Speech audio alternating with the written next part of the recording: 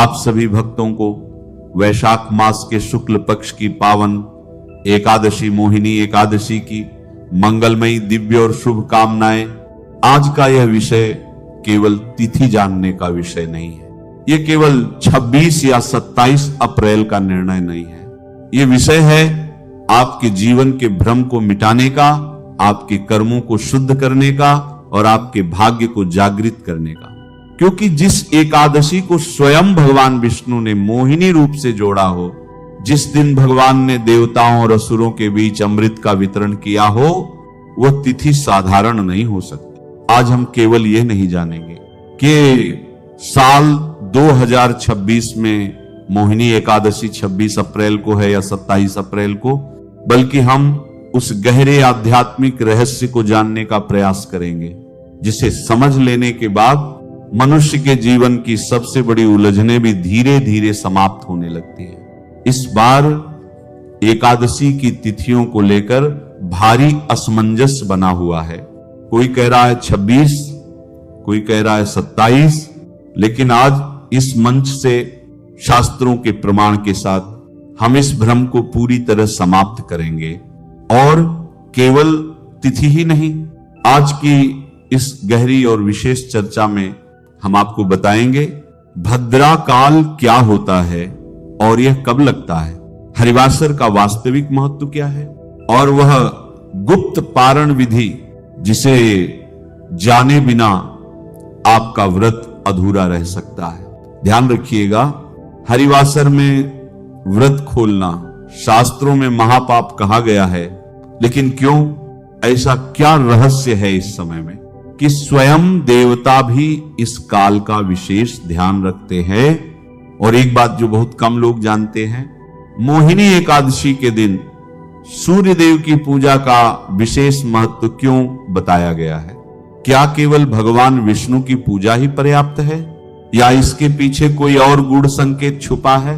आज आप जो सुनने जा रहे हैं वो केवल जानकारी नहीं है, वह एक अनुभव है, एक जागरण है। इसलिए अंत तक अवश्य बने रहिएगा, क्योंकि हो सकता है आज की ये एक जानकारी आपके जीवन की दिशा ही बदल दे। तो आइए शुरू करते हैं मोहिनी एकादशी के इस दिव्य रहस्य की यात्रा। मोहिनी एकादशी केवल एक सामान्य धार्मिक तिथि बिल्कुल नहीं है, बल्कि यह मानव जीवन के सबसे गहरे मनोवैज्ञानिक और आध्यात्मिक सिद्धांतों को समझाने वाला एक अत्यंत महत्वपूर्ण अवसर है। सनातन परंपरा में वैशाख मास के शुक्ल पक्ष की यह एकादशी उन विशेष तिथियों में गिनी जाती है जो सीधे मनुष्य के मोह पर प्रहार करती है। यहां मोह का अर्थ केवल किसी व्यक्ति या वस्तु से लगाव नहीं है, बल्कि यह वह संपूर्ण मानसिक जाल है जिसमें फंसकर मनुष्य सही और गलत के बीच का अंतर भूल जाता है। यही कारण है कि इस एकादशी का नाम मोहिनी रखा गया, जो एक ऐसी दिव्य शक्ति का प्रतीक है जो पहले मोह उत्पन्न करती है और फिर उसी मोह को तोड़ने का मार्ग भी दिखाती है। इस एकादशी की जड़ें गहराई से पुराणों में वर्णित समुद्र मंथन की महान घटना से जुड़ी हुई हैं। जब देवताओं और असुरों के बीच अमृत प्राप्त करने के लिए मंथन हुआ और जब अमृत निकला, तब दोनों ही पक्ष देवता और असुर उसे पाने के लिए उतावले हो गए।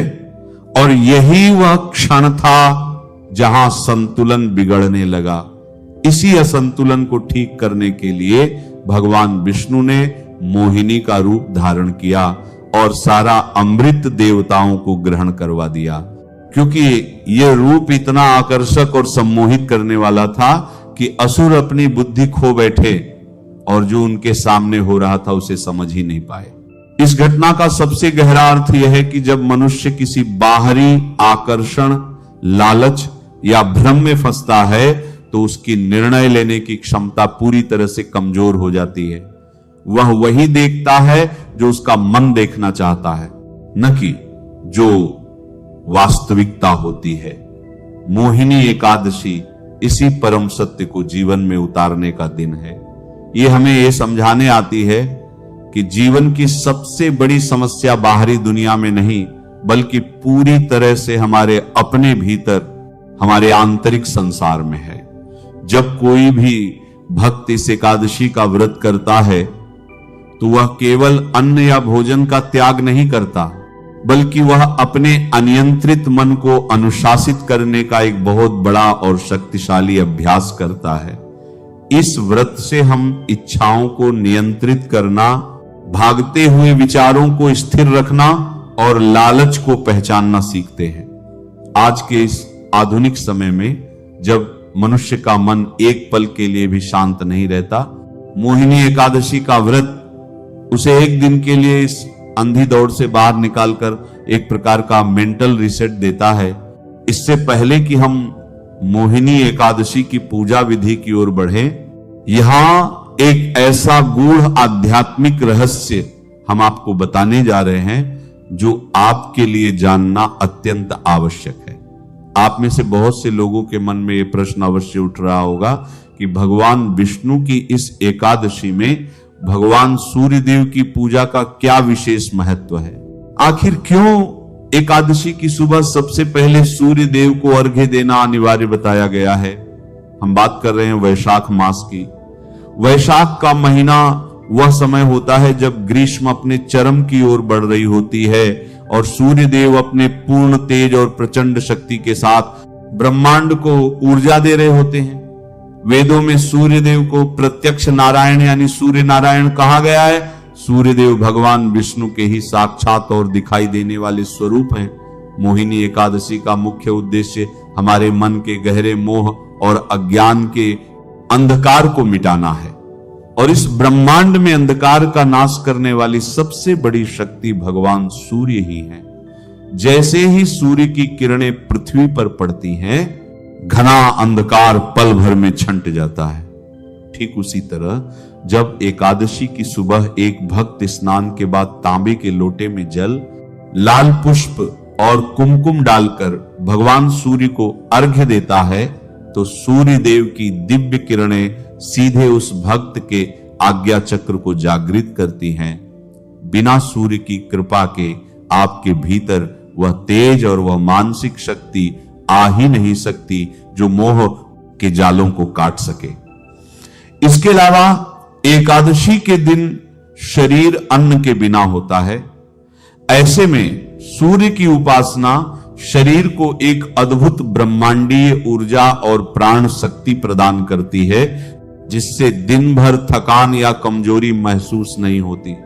इसलिए विष्णु पूजा के मंडप में जाने से पहले उगते हुए सूर्य नारायण को जल देना बिल्कुल न भूलें। इस मोहिनी एकादशी का व्रत जब विधिवत संकल्प और पूर्ण शास्त्रीय तरीके से किया जाता है, तभी इसका एक 100% फल प्राप्त होता है।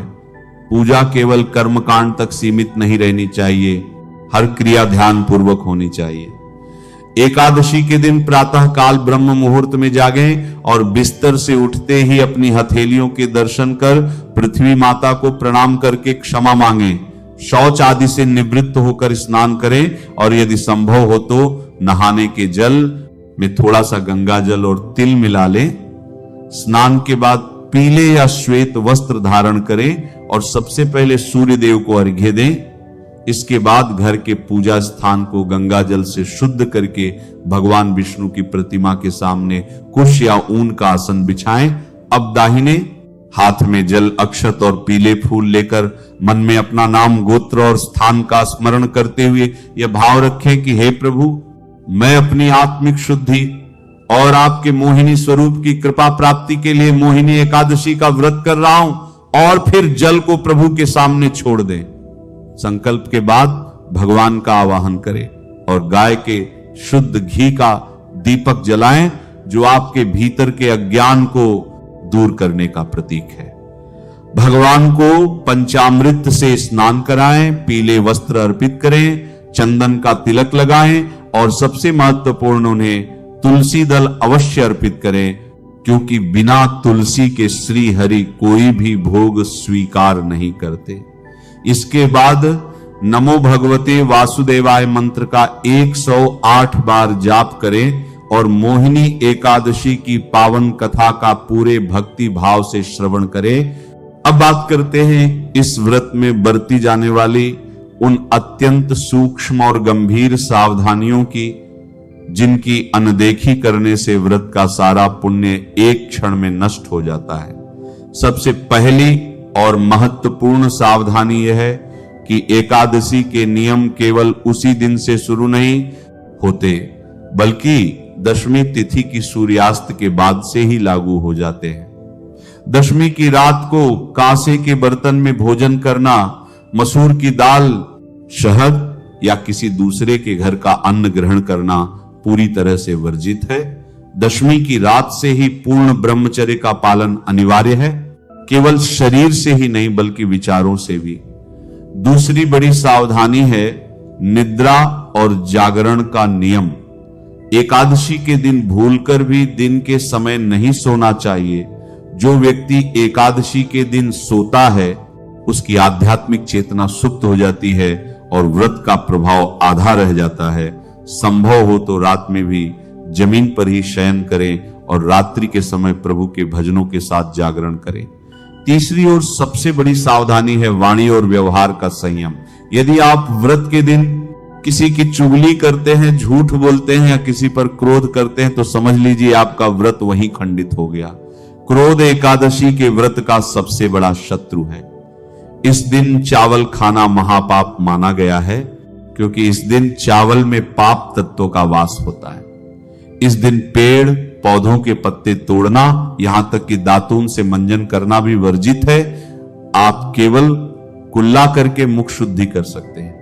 अब बात करते हैं एक ऐसे विषय की जिसे लेकर अक्सर भक्त डरे रहते हैं, और वह है भद्रा।